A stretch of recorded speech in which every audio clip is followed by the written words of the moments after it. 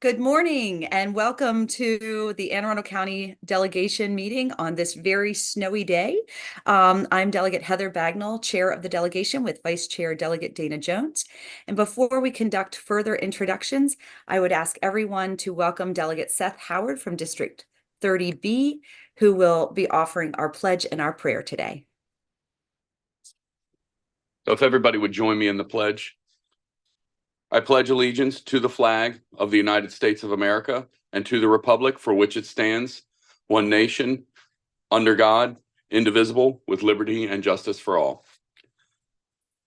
And for prayer, I would just like to ask our Lord in heaven just to guide us as we make policy decisions and move forward, and keep us steadfast in our resolve to help the constituents of Anne Arundel County and Maryland. And I would hope that you all would have a blessed day. And thank you very much. Thank you very much, Delegate Howard. I want to go ahead and welcome our senators as well. Senator Dawn Guile from District 33, Senator Pam Beidle from District 32, Senator Brian Simonair from District 31, Senator Sarah Elfrith from District 30, Senator Jim Rosapep from District 21, and Senator Clarence Lamb of District 12. As always, we welcome our guests, the Anne Arundel County chapter of the AARP, and we also have Ethan Hunt and Hannah Dyer from the County Executive's Office. I want to recognize our counsel, Matt Carpenter, our delegation secretary, Roger Massey, my chief of staff, Rory Nolan, and Josh Paper, chief of staff to Vice Chair Jones, who are providing our technical support for the meeting. As a reminder, all delegation meetings will be on Zoom this session due to space constraints. And we have quite a full agenda today with 3 bill hearings, 3 legislative bond initiatives, and a visit from Senator Ben Cardin. We're going to start with our bill hearings. Members, you should have received the bill text in your email. We're going to start with House Bill 212, which is also Senate Bill 155. That's Vehicle Laws Noise Abatement Monitoring Systems Authorization. This bill is similar to House Bill 1130 with some noted differences, which the delegation did pass last year. And presenting on behalf of the bill is Delegate Julie Polakovich-Carr from Montgomery County. So welcome, Delegate Polakovich-Carr. Good morning, everyone. For the record, I'm Delegate Julie Polakovich-Carr, here to present House Bill 212. Thank you all for the opportunity to have a few minutes on your packed agenda just to speak about this bill. So as Chair Bagnall just mentioned, this is a returning piece of legislation that your delegation had weighed in on last session. It is enabling legislation to allow Anne Arundel, Montgomery, and Prince George's counties and municipalities therein to use automated technology to detect and ticket vehicles that are excessively loud. So you could think like a vehicle with an illegally modified exhaust system. Under current state law and regulations, it is very clear that it is illegal for someone to sell, buy, modify, or operate a vehicle that is louder than 80 decibels. That's been in place for a number of decades. But we have in recent years really just experienced all over the state, and likely in many of your communities as well, just a surge in people who are illegally modifying their exhaust. Their cars are very, very loud now, really for no reason except for their own pleasure in the loudness of these cars. And it is quite a disturbance to many communities, and especially for folks who live along busy roadways. So right now, a police officer can pull a vehicle over that is excessively loud. They can write them a ticket. That's at $70. That's all current.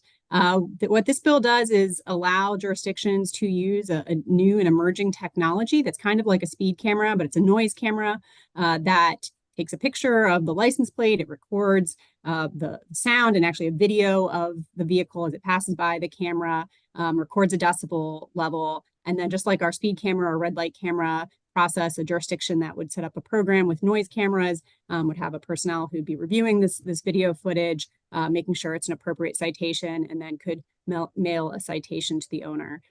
So you all saw this bill last year as it was, the posture it was in when it passed the Senate, or was about to pass the Senate. I will note that this was originally a statewide bill. If you're curious why just 3 jurisdictions at this point, that was the call and the will of the Senate last year. My delegation, the Montgomery County House delegation, has already voted to stay in the bill. We would love to have Anne Arundel County be in the bill, but that is up to all of you. And if you choose that this is not the right thing for you, or you want to hang back, that is perfectly fine. I think we'll be moving ahead with at least Montgomery and Prince George's County in the legislation this year. I'm happy to take questions about any of the specifics of this, but again, I'll just end with this is enabling legislation. Should the bill pass, it'd still be up to your county as to whether or not they would want to actually implement a noise camera program. Thank you very much, Delegate Polakovich-Carr. I'm going to give the members a moment, see if there are any hands. Also, Rory, it appears that Delegate Simmons is having issues logging in. So if you could connect with Delegate Simmons, see if we can get him into the meeting. I just had one question. If you can just remind us, there are 3 jurisdictions. So it's Montgomery, Anne Arundel, and what is the Prince third? George's. Prince George's. Okay. Thank you very much. Thank you for your presentation. And members, we will, as I said, it looks like Delegate Simmons has made it into the meeting. We will be considering this bill next week. And you do have the text in your email. And if you have any questions, I'm sure that the good delegate would be happy to connect with you as well. Thank you again. Thank you. Our second bill hearing today is House Bill 193. This is Anne Arundel County Speed Limits Establishment, presented by Delegate Mary Lehman. And I just want to make sure that Delegate Lehman is in. Delegate Lehman has not joined yet. Okay, She's still experiencing Zoom issues. All right. So then we're going to turn to our third bill, and we'll come back when we can get Delegate Lehman into the meeting. Our next bill is House Bill 327, Senate Bill 69, the Anne Arundel County Board of Community College Trustees, membership alterations and appointments requirements. And this is going to be presented by the chair of the Senate delegation, Senator Dawn Guile. Yeah, thank you, Madam Chair. Good morning, everyone. I hope everyone's staying safe on this another snowy day. So what Senate Bill 69 does is expand the Board of Trustees for Anne Arundel Community College from the current 8 members to 10 members. And part of the reason why we discussed doing this is because we had a vacancy during the interim and had a great candidate. Many of you know Dr. Alex Novak, who's brilliant and just amazing and would have been a great addition for the Board of Trustees. However, we learned that the expectations on the trustees are a lot. What they're doing, I got an email from the Board of Trustees on what the expectations are, the quantity of meetings they're supposed to chair. Each member is supposed to chair a committee, and it just seemed to be too much. And so unfortunately, the person that we had interested in that role decided it was just going to be too much based on her own professional responsibilities in order to take that on. And so we decided that what we needed to do then is look at expanding the boards to sort of spread out the responsibilities among the members of the Board of Trustees. And so that's where that logic lied. We also added a requirement, as you will see on the bill, to the extent practicable, to consider the geographic and ethnic representation of Anne Arundel County, so that the Board of Trustees reflects that composition. And so basically it's not only the ethnic representation, but also to ensure that we have a representative from whether it be District 30 or District 12 or District 33, just to make sure that there is representation there on the board from each area, in addition to a diverse ethnic representation. So happy to take any questions. Thank you very much, Senator. And I'm going to give the members a moment, see if there are any hands.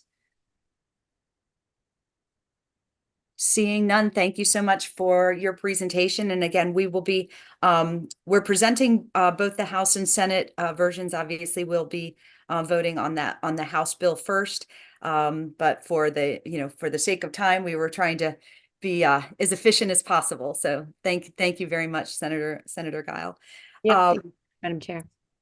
And it looks like we still don't have Delegate Lehman.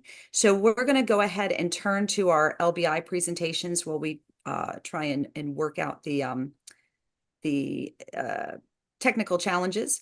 So today we have three legislative bond initiative presentations.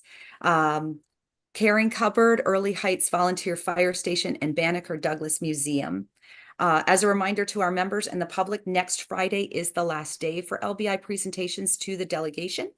So if you have any requests, please ensure you have them to Roger Massey no later than Wednesday so we can get them on the agenda for Friday's meeting.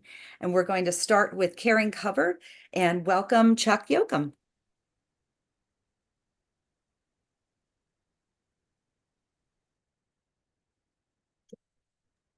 There we go.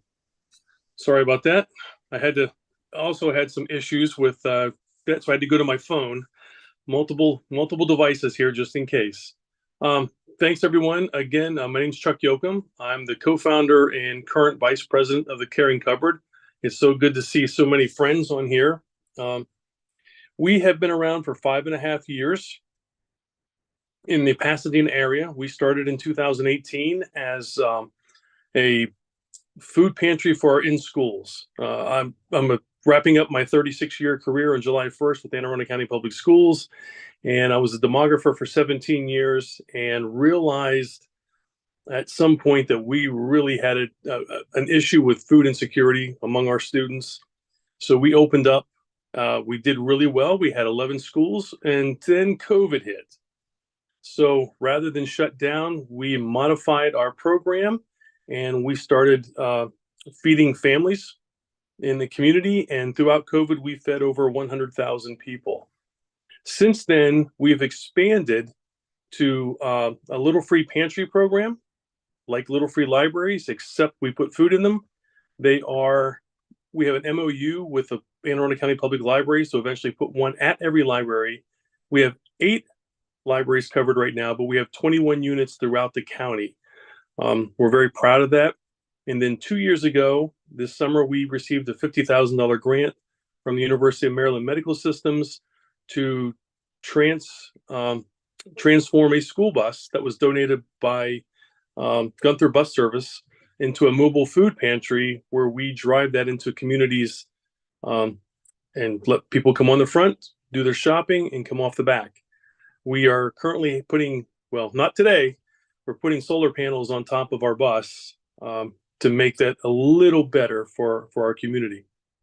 But the one thing we have done, we've opened up a standalone, I want to call it store. It's at 8513 Fort Smallwood, right across the street from the Rivera Beach Fire Department. And it's a 1,700 square foot building. The owner has been wonderful and is leasing it to us for $850 a month. And we have it forever if we want it. And we have the option to purchase the building if we want. But we have a problem. The front of the building is, as Nick has been there, Delegate Kipke's been there, he's seen that it looks like a little convenience store without the register because nobody pays for anything when they come to our facility. But the back end is very warehouse-ish, no HVAC, no air conditioning, no heating, no real good ceiling tiles. And that's because there's a leak in the ceiling back there. And we are working diligently to try and fix that, but we haven't. So in meeting with some folks, they said the only thing we could really do is replace the entire roof. And we get an estimate cost for $29,500 to do that. Once we do that, I'm applying for a grant through Anne Arundel Women's Giving program to be able to remodel the back end and put the heating and air conditioning in there so we can expand our services and expand our opportunities for volunteers. We have a lot of students in the school system who come and volunteer with us. As a matter of fact, at our board meeting last night, we decided to do a service learning project to get someone to maintain our website because we want to beef that up a little bit. So we're very active in the schools, we're very active in the community, and we really would appreciate any support you could provide for us. Thank you very much, Mr. Yoakum. And did we have any questions from the members? Give everyone a moment. I know this group has questions for somebody. Apparently you did a phenomenal job because I see no hands. So thank you very much for your presentation. I understand that Chief Crawford is having some laptop issues, so we're going to turn to Banneker Douglas Museum and Director Chanel Johnson next.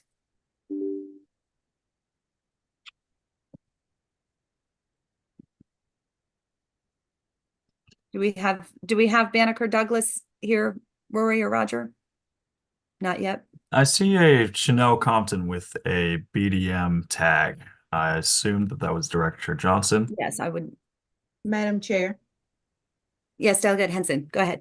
that is Director Johnson on. I'm not sure if she's experiencing technical Technical difficulties. issues. Okay, I'm happy to get the presentation started and perhaps she can join us. that would be perfect. Thank you. Thank you, Madam Chair. The Banneker Douglas Museum is the state's museum on African American history and culture. The museum is founded on a historic site in Annapolis, Maryland. The historic site was once the Mount Moriah AME Church. It was purchased by free people of color in the city of Annapolis who purchased the property and built a church there. At some time after the church had moved to a different location, the state saw fit to preserve it as a historical site and to use it for the benefit of the state of Maryland for that purpose. The historical site is a place where Frederick Douglass himself once spoke and addressed the congregation there. But because it is a historical site, the building is in need of continuing improvement. Some of the improvements that the building is in need of is a refresh to the HVAC system, also some ADA compliance issues as well. They also need the elevator upgraded, lighting upgraded, and the roof upgraded as well, so that we can preserve this cultural resource. At this time, the museum has a continuing exhibit, the Deep Waters Rising exhibit, which everyone is welcome to come and check out. And then the museum has some rotating exhibits. This would be a second part in the phase of their capital improvement plan. They have already undergone some capital improvements and are undergoing some improvements now. And what our delegation would be able to add to that would be a continuation and hopefully a completion of that project, so that the museum can continue to stand as a historic site that's able to receive visitors from all over the state of Maryland. Thank you. Thank you very much, Delegate Henson. And I do want to give Director Johnson an opportunity if she's able to unmute, but if not, that was an extraordinary. Oh, it looks like she's unmuted. Go ahead, Delegate John or Director Johnson. Yes, I'm not a delegate. One day. Thank you, ma'am. I just wanted to thank this delegation and Delegate Henson for your continued championship for Maryland's official state museum on African American history and culture. And you are all invited to our museum as we engage the public all year long to educate others around Maryland's authentic stories around Black history. This year is Maryland's Year of Civil Rights as we celebrate the 60th anniversary of the Civil Rights Act, as well as the 160th anniversary of Maryland emancipation.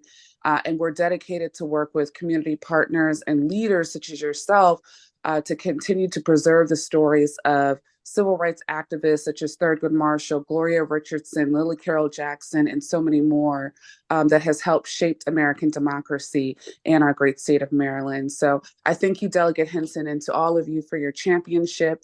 And we look forward to the work to come. Thank you.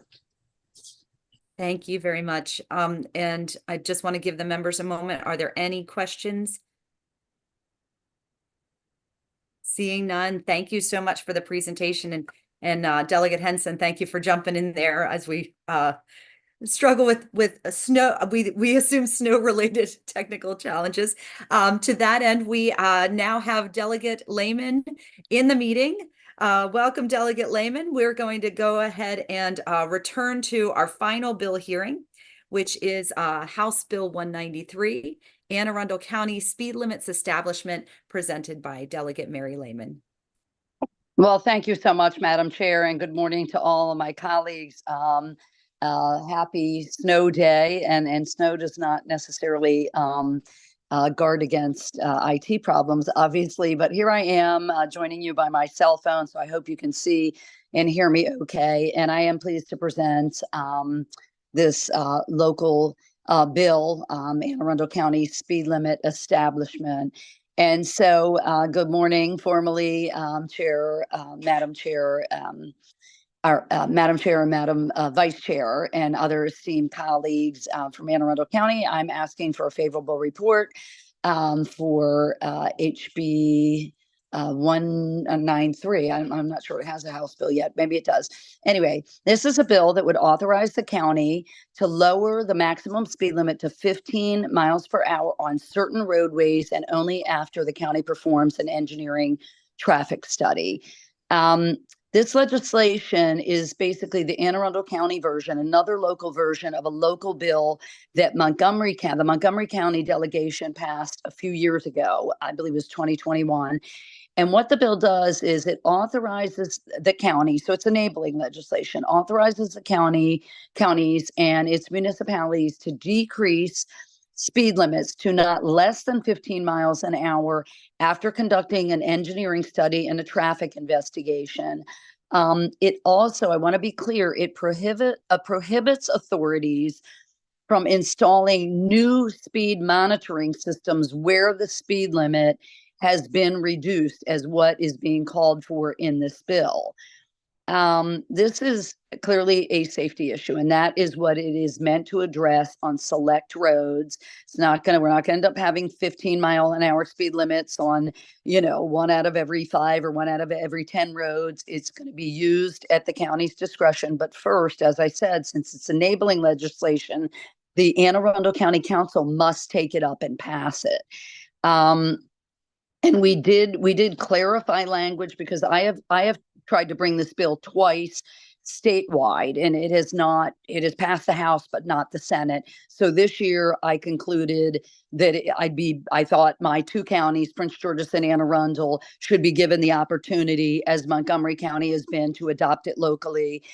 Prince George's County never followed up in whether they wanted it or not, but Anne Arundel said immediately, we would like that tool in our toolbox. Please do put that bill forward. And then just lastly, I would say, and I'm sure you've heard and read these very sobering statistics on pedestrian fatalities. They have been on the rise now for years nationwide. Maryland is in the top 10, I believe the top 5 of the highest pedestrian fatality rates in the United States. And those rates are tied to a number of things, but including speed. And so there are all kinds of statistics that show that when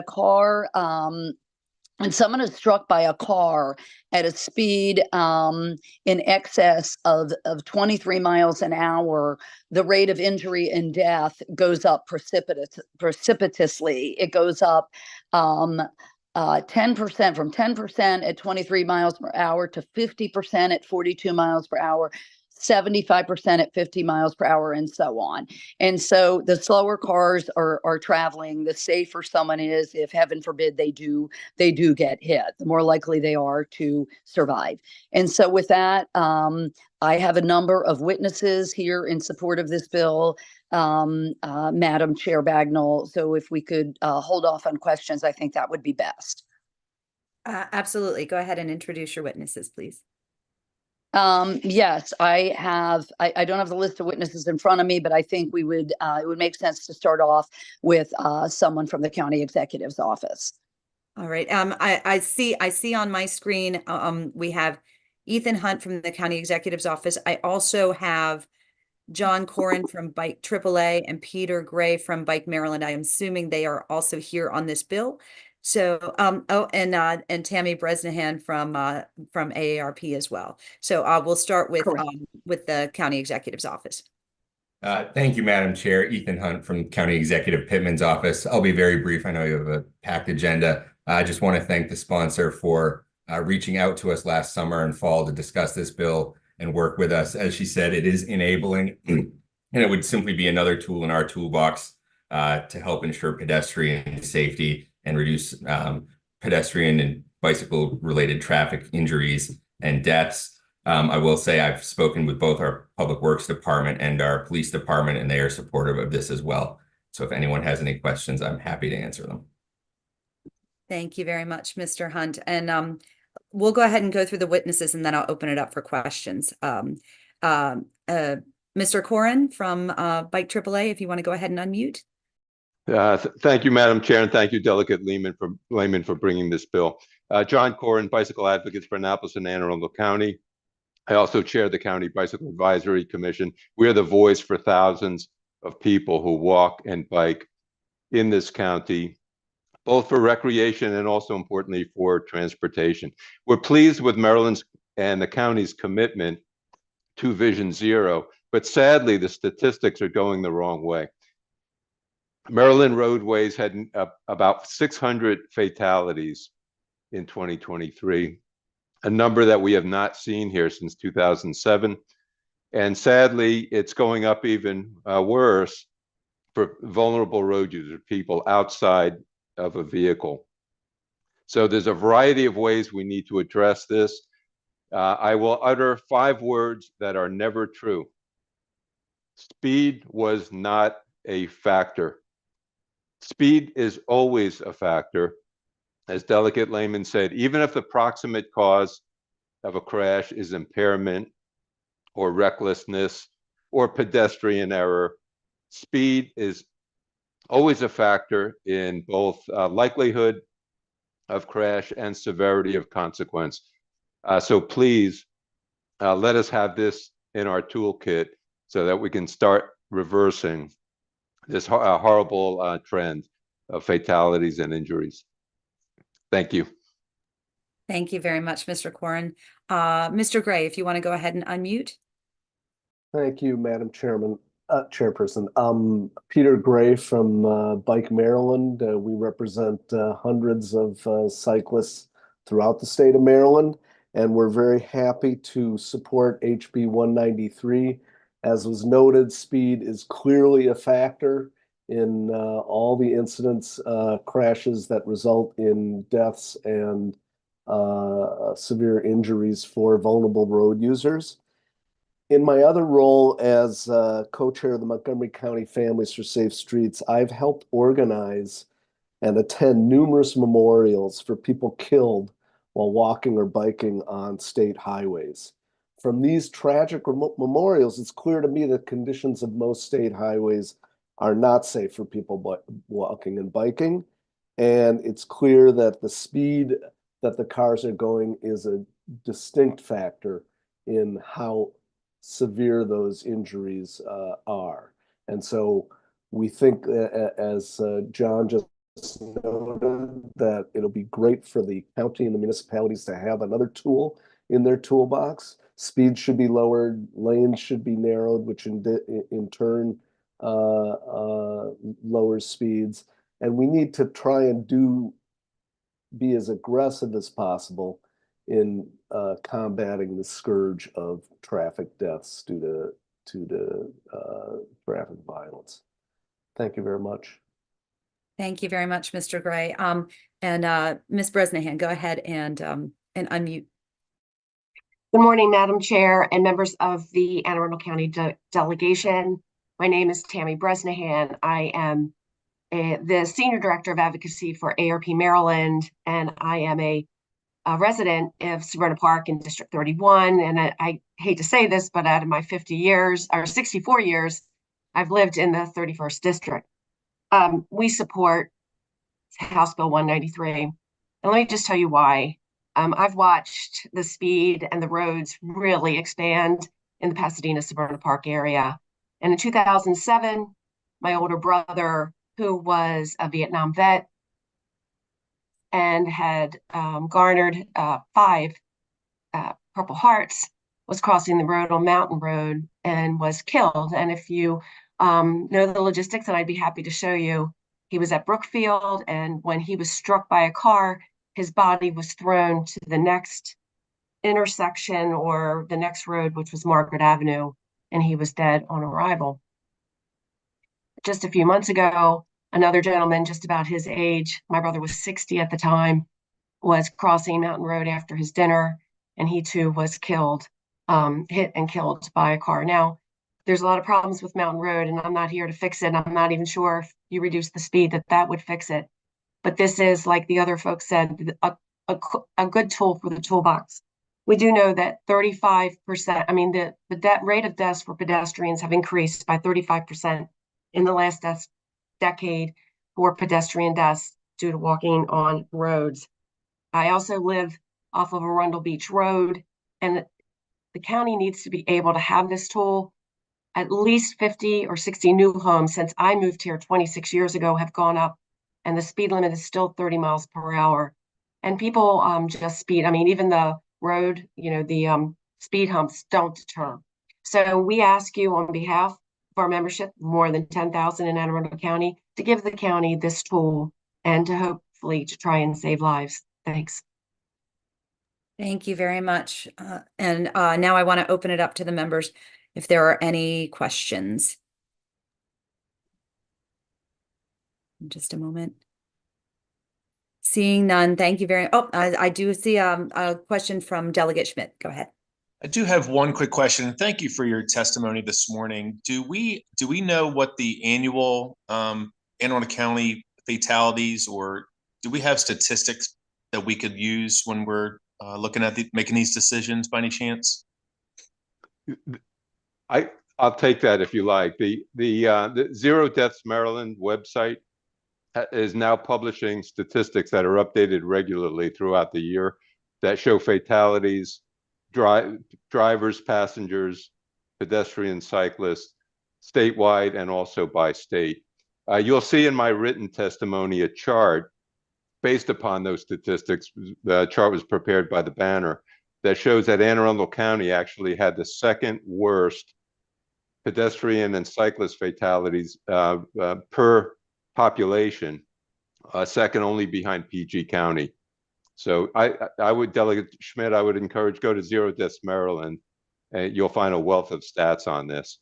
There were 15 pedestrian and cyclist fatalities in Anne Arundel County last year.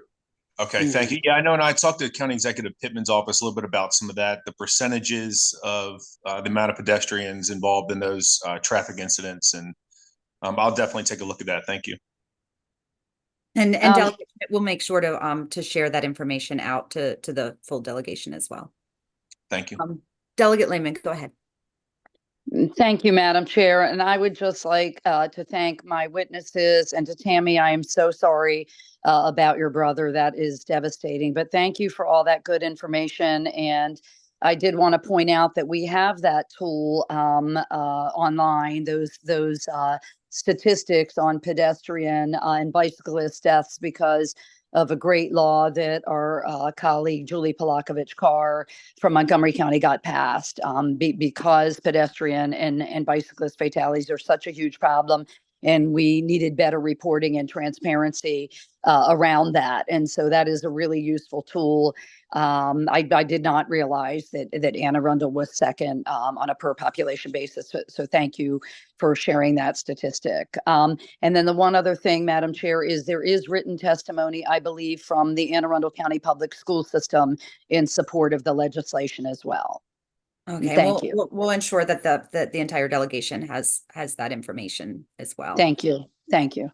Thank you so much for your presentation, and thank you all for sharing your stories and your concerns. And Ms. Bresnahan, we all share and just saying thank you for being willing to share that. We're very, very sorry for your loss. I believe we are going to pivot once again to our LBI presentations. We do have Chief Crawford in the meeting. So we're going to have our final LBI presentation, which is Early Heights Volunteer Fire Station, and welcome Chief Crawford. Thank you, Delegate. I appreciate it very much. Real quick, I put this in a quick synopsis here. You know, we've been trying to construct a new fire station for about the last 10 years. And the property we're working with is we're slowly getting into where we're going to be able to finance some of it ourselves. But that first 3 or 4 years, we're looking for assistance, and we're asking for this delegation to support us in our assistance for a request of $500,000 to handle a lot of the architectural and permits and things like that will help us get going. We think this year is the year we'll finally be able to break ground with that being said, I mean, it's real simple. I think most of the folks kind of know where we're at, have stopped by the station, saw the wear and tear and the aging on the facility, understand about the door height on the response doors, and have seen the facility in itself. So I'll kind of open it to questions, I think, at this point. Certainly. Thank you, Chief Crawford. And I see a hand from Delegate Simmons. Good morning, Chief. Thank you, Madam Chair. Good morning, Chief Crawford. Obviously, I'm one that have been by there to visit and strongly support your movement to reestablish a new fire department. But can you talk to us a little bit about what's taking place in that space? Some of your partnerships you have with BWI Airport, the level of training that is taking place there on the property, and talk a little bit about the fire truck, the military reappropriated fire truck for high water rescue. Sure. Thank you, Doug. I'm pretty happy to. So Early Heights Station is basically centrally located in Anne Arundel County. So with that being said, our apparatus is pretty much on any response to BWI Airport, Fort Meade, the Naval Academy, the state capitol, and all that based upon our squad and medic unit. When there's an incident, our squad that we have is basically one of the most premier squads in the United States. And believe it or not, the city of New York is ordering 6 of them based upon our squad. They called me in April and we've worked with them as they're going to do that. And then the other part of the training, because of what we have in equipment, tools, extrication tools, BWI Airport has come out and trained with us with their fire department. So we've kind of been a regional trainer when it comes to extrication and tools like that. So we're very respected. We have the only training facility once a year in April that the state works with us and gets us some basically surplus buses and what have you. We have fire departments from kind of all over the state send their folks from City of Annapolis, the Naval Academy. BWI always joins in. We've had Ocean City come. We've had Howard County come.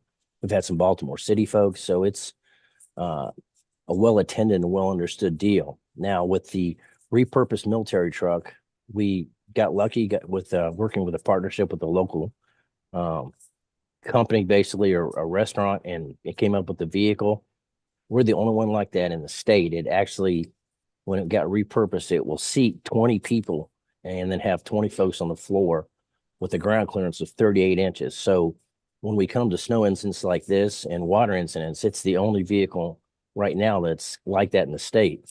Maryland Department of Emergency Management has, basically got us on their call list when something happens to take that vehicle out. So, we try to be a good partner with the state all the way around and support our neighbors and use stuff that is, this vehicle only had 4,000 miles on it.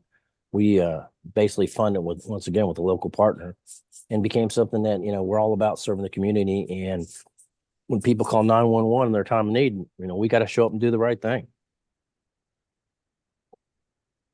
Thank you, Chief. We appreciate you. Thank you, sir. Thank you very much. Thank you, Delegate Simmons. Are there any other questions from the members? Seeing none, thank you very much, Chief Crawford, for being here, for your presentation, and for persevering through the technical challenges so that you could be here for the delegation meeting. And of course, thank you so much for all that you do for this county. Well, and I appreciate it. And I want to take a second and thank all you folks, because I know being on my side sometimes how tough it is and sometimes thankless and you're always trying to do the right thing, and some days people get it, some days they don't, but you folks hang in there and I really respect that. So thank you. Thank you very much, Chief. And it looks like we are very timely. Our good Senator Ben Cardin has just joined us. Senator Ben Cardin has served in Congress since 1987. He's a third-generation Marylander and a national leader on healthcare, retirement security, the environment, fiscal issues. He's been representing the state of Maryland in the U.S. Senate, before that in the House of Representatives. And of course, long before he was in Congress, he was here in the People's House as a delegate and later as Speaker of the People's House here in the Maryland General Assembly. His biography is quite extensive and impressive, and we are just incredibly honored to have you here with us today, Senator. Madam Chair, thank you very much. It really is a pleasure. I'm sorry we can't do this in person, but I understand the restriction. And today, of course, is a snow day. I was supposed to be at the Pace breakfast this morning, but the roads did not cooperate. The weather didn't cooperate. The best job I ever had was serving in the House of Delegates. Steny Hoyer and I comment every so often. I was elected to the House. He was elected to the state Senate at the same time. At that time, he thought the Senate was more important. I thought the House was more important. Our views have changed a little bit, but we still respect very much all the work that you do.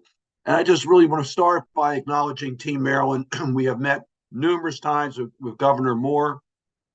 Our full delegation has met many times in order to strategize for the state of Maryland. We've met with the county officials, the municipal officials in Arundel County, and it is Team Maryland. I work very, very closely with Senator Van Hollen. The two of us share all of our information on budget issues so that we can get more. And we've been able to leverage that to get, I think, the maximum amount of federal partnerships for so many projects in Anne Arundel County and in Maryland. And John Sarbanes is part of that team. We work very much together as a team to try to see what we can do to maximize our partnership.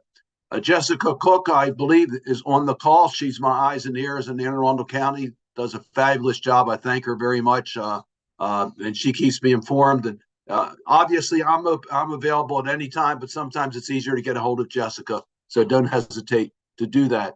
Let me just make a few opening comments, and then I'll be glad to take some questions and try to keep you on schedule.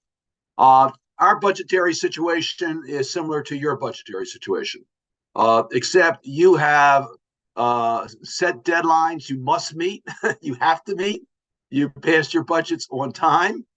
You live within a balancing of the budget. We don't do that at the federal level. The good news is that yesterday the Senate passed a continuing resolution, so we'll keep government open as we continue to negotiate the budget agreements. The other good news, and this is we're talking about on FY24, the fiscal year that began October 1 of last year, we've agreed on the top line numbers between the Speaker of the House and the Majority Leader in the Senate. They've agreed on that. And now our appropriation committees are trying to get these appropriation bills done. We're not there yet, but we anticipate that by March we will pass the FY24 budgets. We should be working on the FY25 budgets now, and we'll start to get those top lines. There's a couple issues that I just really want to bring to your attention. We're on the verge of agreeing on a tax bill. That's important because it will significantly improve the child tax credits for low-income families and larger families, taking many, I think it's around 6 million families out of poverty. But included in that, and this is one of the areas that I insisted upon and I serve on the committee, but an improvement on the low-income housing tax credits, which is affordable housing. It's critical in Anne Arundel County, it's critical in Maryland and the nation. And the improvements alone in the low-income housing tax credit will create another 4,000 affordable housing in Maryland alone. So it's a very, very important part of what we're trying to get done.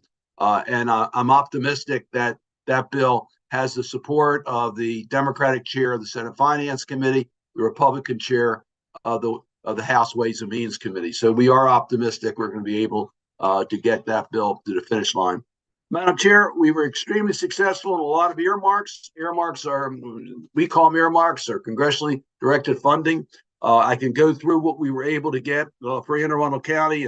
And again, this was the partnership between Senator Van Hollen and myself and Congressman Sarbanes. We divided so that we can get the maximum amount. But in FY22, we were able to get money for Cars Beach and stormwater management. In FY23 for the Annapolis City Dock. And the Annapolis City Dock is a continuing project. We recognize that the flood earlier this month was horrible. It's third worst in Annapolis. There's an emergency declaration. The mayor has come forward with a game plan to try to deal with the flooding in Annapolis, the city dock project. We are fully on board. We were able to get significant federal partnership funds for that particular project. Almost $10 million in federal funds are going to go to the Annapolis City Dock project. So that's just another example. We have the START program. We have the Venture Small Business Program, the Emergency Operations Centers, the African Diaspora Liberation Movements, and cultural linkages. And the list goes on Crownsville. I'm looking at Odenton Mark Station. We were able to get some funds for some of the trail programs. And this year, which have not been completed yet, but they have been approved by the committees, more money for the Annapolis Dock, dealing with lead service line replacement in Capital Cities Park. And the list goes on and on. Crownsville Hospital was one of the ones that the county exec was very strong on. We're helping him in that regard, and some road construction issues. But rather than go through all those details, let me pause for a moment and see if you have any questions on what's going on. I think you all know I took on a new responsibility in the United States Senate as chair of the Senate Foreign Relations Committee. It will not stop me from my advocacy on behalf of the local issues that affect our community, but it does take a lot of my time in regards to the challenges we have on foreign policy, from the Middle East to Ukraine to what's happening in China. So I'll be glad to answer any questions you might have. Annapolis and Anne Arundel County are dear to me. And I hope you have a very productive session, and I hope the weather gets a little bit better. Thank you so much, Senator. Thank you for all the work that you do. I'm going to open it up to the members now. And I see a hand from Delegate Henson. Thank you, Madam Chair. I wanted to thank you, Senator Cardin, for your commitment to increasing and making more robust the low-income housing tax credits. Our programs here in Maryland are really designed to supplement those tax credits, as they are some of the largest source of revenue for remodeling and new construction of affordable housing. And I know our Governor Wes Moore has a strong commitment to affordable housing, and he's expressing that in policy and the budget. So the work that you're doing on a federal level, we really feel like we'll be able to pick up that baton and add even more state support. But the work you're doing is absolutely critical to the mission of providing safe and quality affordable housing. And I just want to thank you for that work. Well, thanks for those comments. If I had to pick one area where I think we have not really met our needs in regards to the public commitment, it's affordable housing. Over the last 5 decades, we've seen the decline of government support for affordable housing in our country. As a result, we see more people who are insecure on housing. They don't have affordable places to live. We see a significant reduction in the housing stock. We need more housing in this country. All of the above. The largest, it used to be we had a lot of public housing dollars and vouchers and things like that. Today, the largest single federal program for affordable housing is the low-income housing tax credit. So that's the most important tool we have available today for affordable housing. Is it adequate? No. You can't. It's very difficult for a project to get funded with solely low-income housing tax credits, but it's an essential part of it. So we're fighting also for historic tax credits, because we can use them at times for affordable housing. We are a new program that I sponsored, that President Biden supports, the Neighborhood Reinvestment Act, that would give a tax credit between the market value of property and the affordability in neighborhoods. So there are additional tools we're looking at for affordable housing. It is really in crisis today. We do not have enough housing, and we don't have enough affordable housing. And I'm pleased to see that we were able to move this forward, bipartisan, by the way. This is the low-income housing tax credits are bipartisan, strongly supported by both Democrats and Republicans. So we hope we'll get that one to the finish line. Thank you so much. Madam Vice Chair.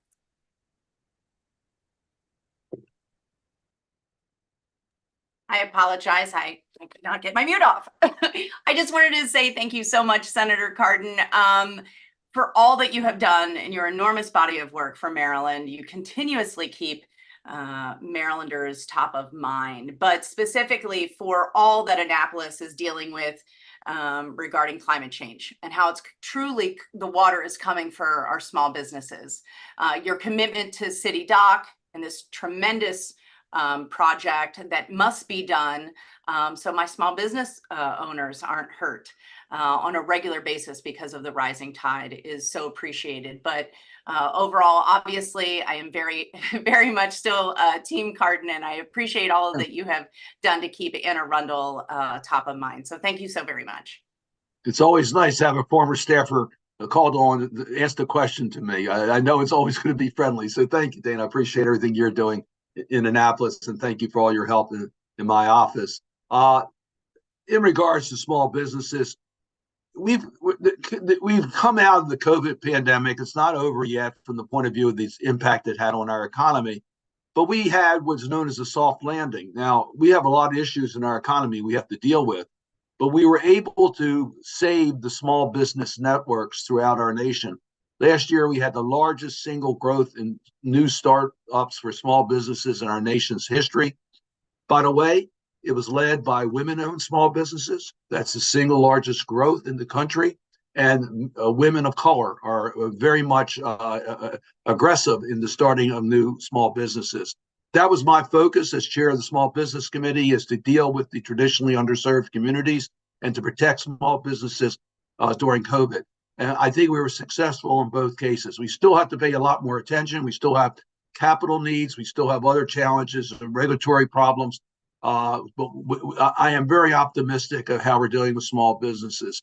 On the climate issue, we're finding some bipartisan support for dealing with adaptation and mitigation in regards to the climate risk. So we passed a bill yesterday in the Environment and Public Works Committee, bipartisan, to deal with our imports, to have a level playing field in regards to American production so that we're not at a disadvantage because we have pollution controls that they do not have in place. So we are very much working on the climate agenda, and thank you for mentioning the small businesses. I'm proud of what we've been able to do in the growth of small businesses in our community.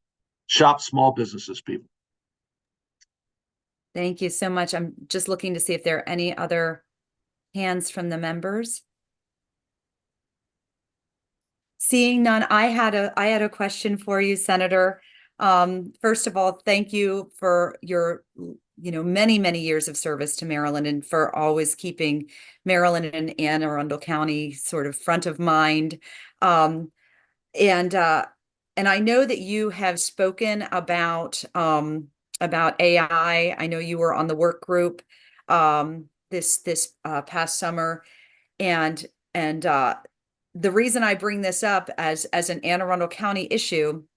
Just yesterday, the Health and Government Operations Committee had a briefing on AI in the health sphere, and also and AI with our with Do It and our cyber efforts. But also this week, our local paper was acquired by the CEO of Sinclair Media. And I know that you and I have spoken in the past about the challenges of protecting journalistic integrity and the press with the restrictions of freedom of the press as outlined in the Constitution. So I just wanted to ask if you are aware of efforts, if there are efforts coming from the federal government as to how we can safeguard some of our information and how we can sort of put wrap our arms around AI and how quickly it's advancing and how it's influencing our access and understanding of the information that we're getting. Well, thank you, Madam Chair. You are correct. We have put a real attention onto AI.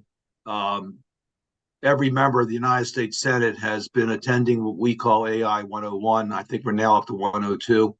We've had national experts come in and talk with us. Normally, we like to talk to them, but they were talking to us.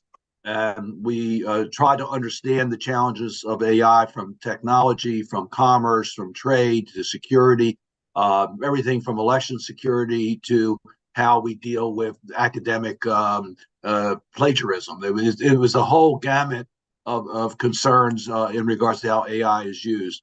AI is with us. AI can be a tremendous bonus. We can do things a lot more efficiently. It's utilized in medicine. It's utilized in every profession that you can think of. But there was general consensus that we need government guardrails put on the use of AI, and we have to deal with the threats on the misuse of AI from the point of view of the security of our nation to the privacy of individuals. All that needs to be part of an AI strategy. You raised just one of the issues, which is disinformation and independent press. We've seen a significant decline of local journalism and investigative reporting in our nation. I think that is makes us a weaker democracy. When I first started in the Maryland General Assembly, we had dozens of reporters covering me every day from the local media. And then when I went to Washington, we had 2 or 3 reporters, more than that, 2 or 3 from the Sun papers, 2 or 3 from the Post, covering our local delegation. Today, we don't have any of that type of coverage from the major papers for our local congressmen. So it is, we've lost an awful lot of this, which leads also to the use of disinformation, not only by people in the United States, but there's a tremendous amount of disinformation being used by our adversaries. We just saw that by China in Taiwan, trying to influence the Taiwanese election. So we have to be extremely careful as to how we develop the guardrails for the use of AI. As far as the press is concerned, we've tried to establish a mechanism for nonprofit ownership of local papers. It has not been successful to date. I'm glad that we have local ownership of the Sun. I'm a little bit concerned about how objective that owner will be in allowing the paper to have independence. So we didn't want to see corporate national ownership or owned by a hedge fund, but we certainly want to make sure that the editorial and management of some papers is independent of any interest, and it does not have an agenda, as we are afraid it may have as a result of its current ownership. Thank you very much, Senator, and thank you for all of your work on this issue. I think it's front of mind for many of us. I do see a hand from Delegate Schmidt. Yes, thank you, Madam Chair. And Senator Cardin, thank you for being here. I enjoyed that breakfast with you last year at Pace here in Annapolis, and sorry to miss that as well. My question for you would be, what are some of the other maybe neighboring states or across the country doing to help with the housing affordability that we talk about? And I know that's probably a rather lengthy answer, but we're looking for this magic help here. What can we do here as Marylanders and Anne Arundel County to really attack this issue and really help with the affordability? It's a great question. There are efforts made. We have housing trust funds in Maryland and in other states. Some states are more aggressive than others. We have veteran housing programs that have been sponsored by the state and by local governments, programs for the homeless. So there have been various programs that we've seen at the state level and local level, by the way. The county governments, municipal governments also have affordable housing issues. There's emergency shelters to workforce housing. All have been sponsored by local governments. So there are initiatives out there that are supplementing. The challenge is, the core problem is that housing is too expensive for the vast majority of Americans if we don't have some subsidies. So we have the VA programs to try to subsidize mortgage costs. And if you have high mortgage rates and they're getting higher and you have a shortage of supply, it means the cost is just going to go up and up. So it's more of a national problem than it is a local problem with the supply of housing and the affordability of housing. But local governments have developed a lot of initiatives. Quite frankly, some of those initiatives have been turned into federal programs. We now have homeless programs for the vets. We have VA programs. Those started at the state level. At the local level, we took the best ideas for the federal government. In regards to, of course, you have the housing authorities that are managing housing in Maryland and in other states. But I think the initiatives that we've seen that have been the most effective are those that look at a particular neighborhood and community, because local government can do that, and then try to work with the local community and the stakeholders in the local community. Many times these are nonprofits or individuals who want to invest in a community, and they've been able to figure out ways that they can use their local governmental tools to get more affordable housing in that community. That's worked well. These partnerships between nonprofits, developers, and local governments. Yeah, thank you. I know that's an abbreviated answer to a tough question, but I do appreciate your help there. Thank you. See you next. Sorry we missed the pace breakfast. It's always a good breakfast also. Yeah, I do. I do want to add, there is a great article in the Maryland Gazette today with Senator Dawn Gall and I, if anybody gets a chance to take a look at that. So, okay. All right, I see no more hands. Senator, thank you so much again for being here, for giving us so much of your time so early in the session, and for all the work that you do for Team Maryland. Well, thank you for the courtesy of allowing me to be here, and have a great session. Everybody stay safe. We'll talk to you soon. Let us know how we can help. Thank you so much. To our members, next week we will be joined by your counterpart, Senator Chris Van Hollen, and the Anne Arundel County Public Schools as well. Please make sure to our members, if you have not done so already, to get your delegation dues to Roger Massey. Any organizations who wish to be acknowledged can email our delegation secretary at aacd@mlis.state.md.us. Thank you also to Jessica Cook for working with us and helping us get Senator Cardin on the schedule and helping us through the technical challenges today, and to everyone for being so flexible. Do I have any announcements from our members? Seeing none, can I have a motion to adjourn? Motion to adjourn. Second. All right, all in favor? Aye. We Aye. are adjourned. You do not have to be on the floor at 11 today. Have a good day, guys. Enjoy the snow, everyone.